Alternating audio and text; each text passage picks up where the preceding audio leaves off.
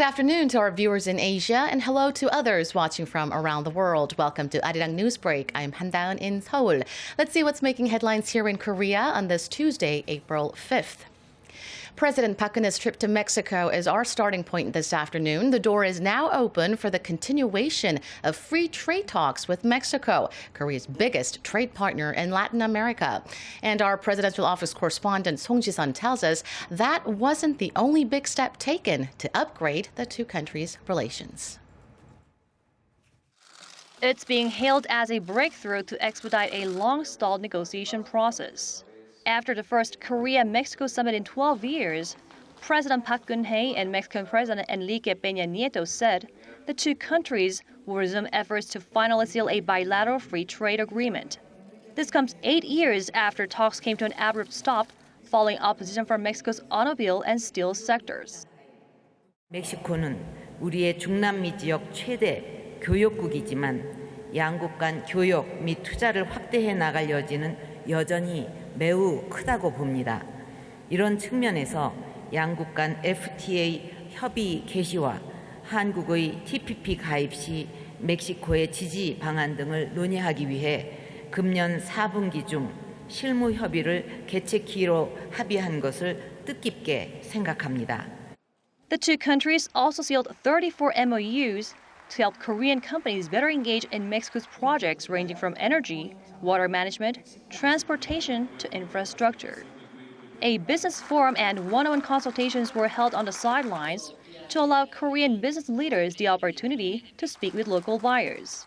As Mexico has always advocated non-proliferation of nuclear weapons, the Mexican government also vowed to fulfill implementation of the latest UN sanctions on North Korea over the regime's nuclear ambitions.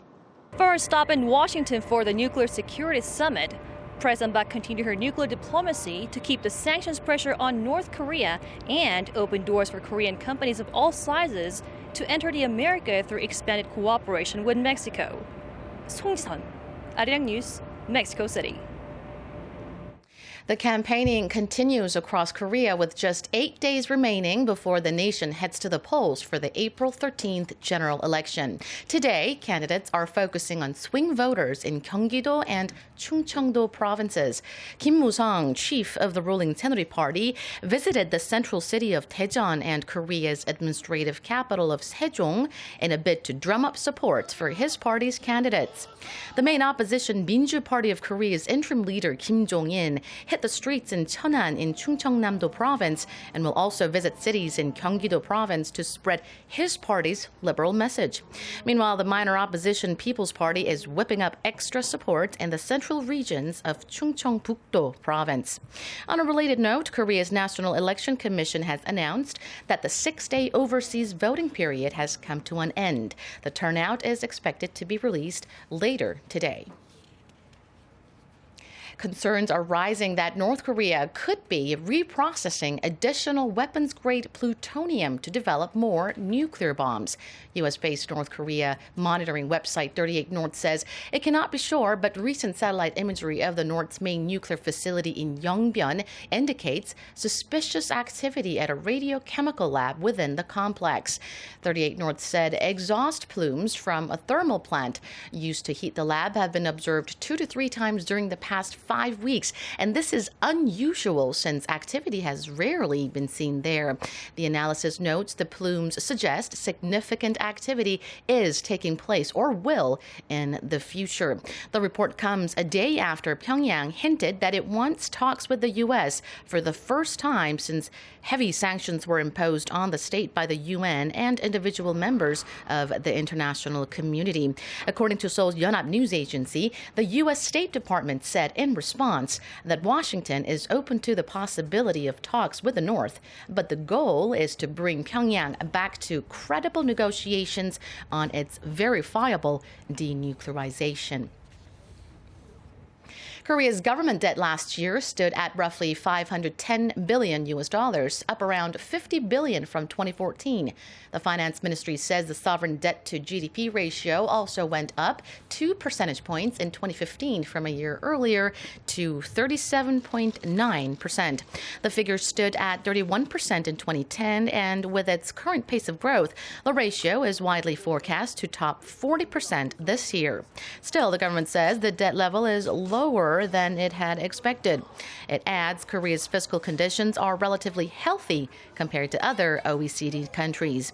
The average sovereign debt to GDP ratio in the OECD stands at over 115%. Now to the latest on the leak of millions of confidential documents detailing how some of the world's rich and powerful hide their wealth. Leading figures included on the suspected tax evasion list are responding with denials or silence.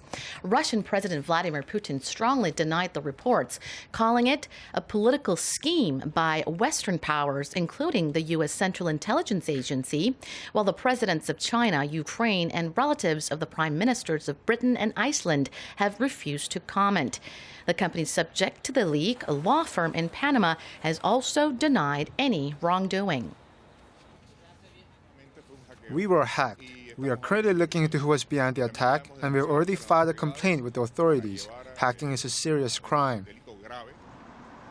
Korea's Financial Supervisory Service says it will launch an investigation into the 195 Korean names listed on the leaked documents once further details of the evasions are revealed. And that does it for this edition of Arirang News Break. Thank you for watching. I'll be back with more headlines at 10 a.m. Korea time tomorrow. Stay tuned to Arirang for more news throughout the day.